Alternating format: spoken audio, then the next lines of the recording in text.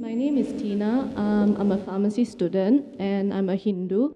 Dr. Zakir, I just want to ask, you're from India. I'm not so sure whether you're familiar with this practice among Indians, regarding this leaf that you go and consult someone. And if you manage to find your leaf based on thumbprint and other things like that, your whole life, your name, parents' name, past, future, what's going to happen is all written in that leaf. I don't know whether this is a practice of Hinduism or is something made by the temples or people. And if so, if everything is already written, how is it comparing Hinduism or maybe this practice with Islam, fate and free will? Thank you.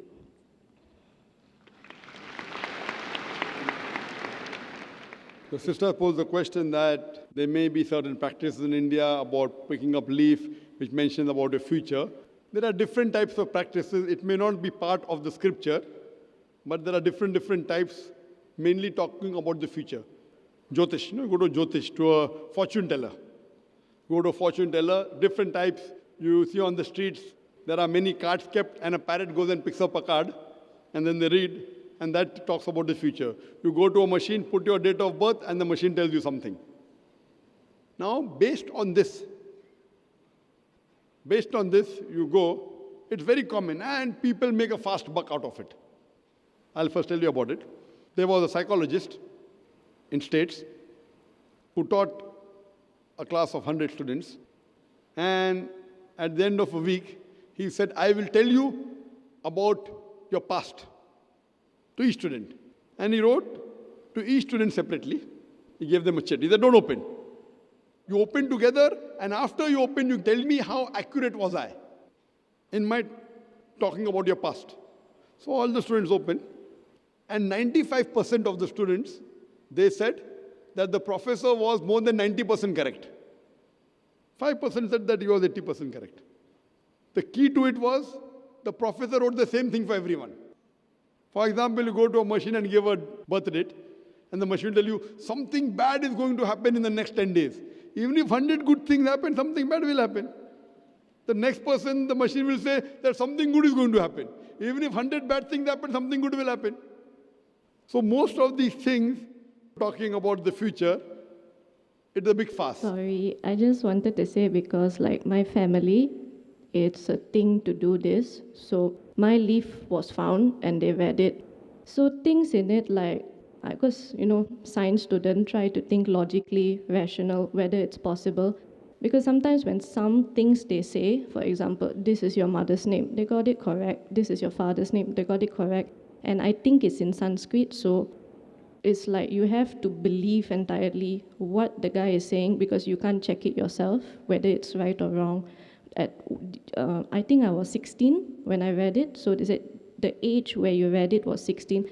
There's maybe out of 10 things, 8 things he got correct. And it's like sometimes I try to think, how do they do this? And it seems a lot of people also come. So it's like this logic and the fate, there's a fight there. Which should I believe? I'll just come to it, sister. Let me complete my answer, and that will cover your question also.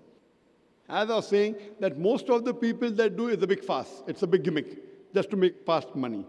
What Quran says, which I mentioned in my talk, Surah Ma'idah, chapter 5, verse number 90, Ya alladhina amanu, O you believe in namal khamru or maisuru, most certainly intoxicates and gambling. Wal ansabu wal azlamu, dedication of stones, divination of arrows, rishtu min amali shaitan. These are Satan's handiwork. Fashtanibu lakum tuflihun. Abstain from the handiwork that you may prosper. Here Quran says alcohol, gambling, fortune telling, and dedication of stone. Fortune telling is same. These are Satan's handiwork. Abstain from it that you may prosper. Quran does not say that no one can predict the future. See, many Muslims don't realize what the Quran says. Alcohol, gambling, fortune telling, dedication of stones. These are Satan's handiwork. Abstain from it. Quran does not say no one can predict the future. But most of the people who predict the future, they are just doing a gimmick to make fast money out of it. Based on the Quran and the Hadith, we come to know that there are Hadith of the Prophet Muhammad, that there are jinns who listen and they pass on the message to certain people. We as Muslims should not be involved in it. It is prohibited. But that does not mean no one can predict the future. Most of the people who claim are all wrong. But there may be certain human beings who can predict the future. But we as human beings should not indulge in it, whether it's right or wrong.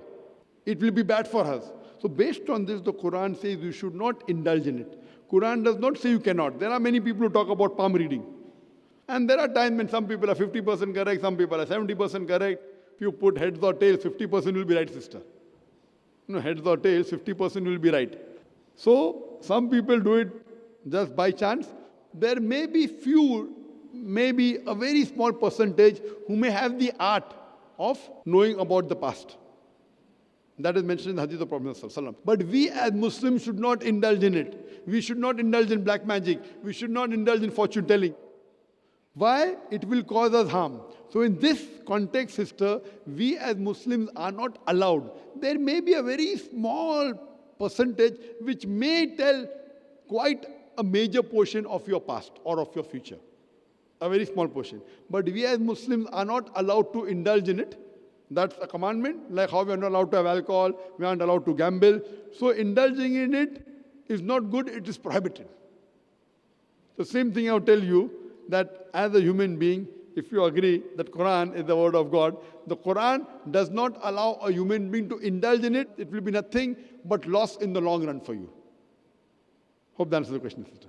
Now, now once I've already seen it, I rather would have not seen it. But because now you know it, and then it's stuck here, it's a bit difficult sometimes when you want to just believe in fate or free will. And then in this context, do you believe that we can still practice free will, or is on fate? Sister asked a question that if you know what is happening, then can you practice free will? As I told you, there's no one you can say who can 100% talk about the future. So even if you're, like you said, out of 10 things, 8 are coming correct. You may never know the thing which hasn't come correct yet will come correct or not. So you yourself said 80% correct. So it may come, may not. So it's in the free will. As far as Islam is concerned, Islam, we have to believe in destiny, that is Qadar. It's one of the pillars of Iman that we Muslims should believe in Qadar, in destiny. I will tell you what is destiny as far as Islam is concerned. That is clearly mentioned in the Quran that Allah subhanahu wa ta'ala, when a child is born, the father is worn down the neck. It's mentioned in the Quran. Everything what you're going to do, Allah knows. But that does not interfere with your free will. Allah has given a free will. For example, if a teacher is teaching in a classroom for 1 year, just before the final examination, the teacher predicts that this student, he will get first class. He'll come out first in the class. This student, he'll get second class. This student, he will fail. It's just an example, brother. Don't feel bad. Now, when the examination takes place, after the results out, this student comes out first class first, he gets second class, this student fails. Now, can the student who failed tell the teacher, because the teacher predicted I will fail, therefore I failed? Can he blame the teacher? Yes or no? No. Why? Because the teacher knew this student intelligent, used to do his homework, used to attend the class throughout the year, this student average, this student used to go for movies, play hooky, bunk school. So teacher predicted. Same way Allah subhanahu wa ta'ala has ilm ghaib. Now the difference between the teacher and Allah is the teacher as a human being can make a mistake. Can be right 99% but not 100%. Always Allah has ilm ghaib. He has knowledge of the future, but He has given you a free will. For example, you come at a crossroad. There's road 1, 2, 3, 4. You can choose any. You choose road 2. So Allah knows in advance, on this particular date, on the 29th of September, you will come at a crossroad. You will choose road 2. It is not because Allah has mentioned you will choose road 2 you're choosing. It is because you will be choosing Allah road in advance. For example, after you pass standard 12th, your A levels, you can either become a doctor or engineer. You choose to become a doctor. So Allah knows in advance that after you pass your A levels, you will choose to become a doctor. Choice is yours. Not because Allah has written you have become a doctor, because you have chosen, Allah wrote in advance. Now, once you have come at a crossroad, 1, 2, 3, 4, you have taken road 2, you come at another crossroad, A, B, C, D, E. You choose road D. Allah knows in advance that when you come at the next crossroad, you will choose road D. So it is because you will be choosing Allah road. Otherwise, people will say, it's mentioned my taqdeer. I will commit murder, I committed murder. Who's to blame? Allah is to blame, not me. If it's mentioned my destiny, I'm going to rob, I robbed. Who's to blame? Allah is to blame. Allah gave you the option that after you finish your college, you can either rob or earn by doing hard work. You choose to rob. So Allah knows after you finish your college, you could do hard work or you could rob. You choose to rob.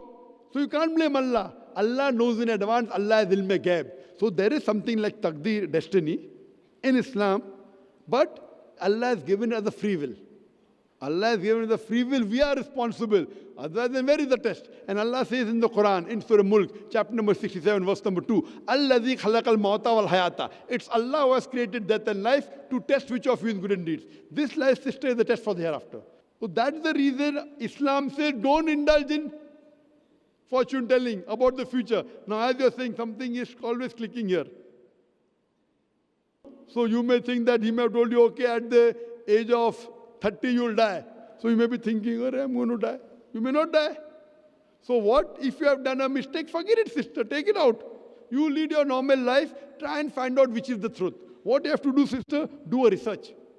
Do a research of various religious scriptures. Which is the true scripture that will give you serenity, calmness, peace of mind. Read that scripture, follow it, and forget what the fortune teller has told you. Even if it comes out to be right, no problem. You do what you feel is right based on your research. That how to lead a life. So this Quran, sister, is the last and final guidance given by Almighty God to humanity. It's not meant only for the Muslims or the Arabs or the Malay. It's meant for the whole of humanity. And if you read this book, inshallah, you would get peace of mind. I request the volunteer to gift you a copy of the English translation of the Quran. You read it, inshallah, it will give you peace of mind. Thank you. Hope that answers the question. Thank you.